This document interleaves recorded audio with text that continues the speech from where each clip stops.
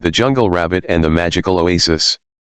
Once upon a time, in a lush and vibrant jungle filled with towering trees, colorful flowers, and whispering winds, there lived a small, clever rabbit named Ruby. Ruby had soft, white fur with a hint of pink, and her ears were always perked up, listening for the sounds of adventure. The jungle was a wondrous place, full of exotic animals and hidden secrets. But Ruby's favorite spot was a hidden oasis, a tranquil place with crystal clear water and blooming lotus flowers. It was her special retreat where she would relax and dream of grand adventures. One warm afternoon, as Ruby hopped through the jungle, she heard a commotion near the edge of the oasis. Curious, she bounded over and saw a distressed parrot named Polly, perched on a low branch. "What's wrong, Polly?" Ruby asked with concern. Polly's bright feathers ruffled as she spoke. "Oh, Ruby. I'm so worried.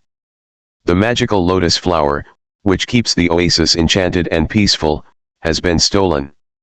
Without it, the oasis will wither, and our jungle will lose its magic." Ruby's eyes widened with determination. "Don't worry, Polly. I'll help you find the magical lotus flower." Polly nodded gratefully. "Thank you, Ruby. The last time I saw the flower was near the heart of the jungle, in the Cave of Echoes." Ruby set off on her quest, her little heart full of bravery. The jungle was thick and tangled, but Ruby was quick and agile. She passed by playful monkeys swinging from vines, wise old turtles basking in the sun, and gentle deer grazing in the meadows. As Ruby approached the Cave of Echoes, she saw that it was dark and mysterious, with ancient vines hanging like curtains. Summoning all her courage, Ruby hopped inside. The cave was filled with strange echoes and sparkling crystals, casting eerie shadows on the walls. Suddenly, Ruby heard a faint, magical humming. Following the sound, she discovered a mischievous monkey named Max holding the magical lotus flower. Max had stolen it out of curiosity, thinking it was a treasure. "Oh, Max," Ruby said, her voice gentle but firm. "This lotus flower is very important to the jungle. It keeps the oasis magical and our home beautiful.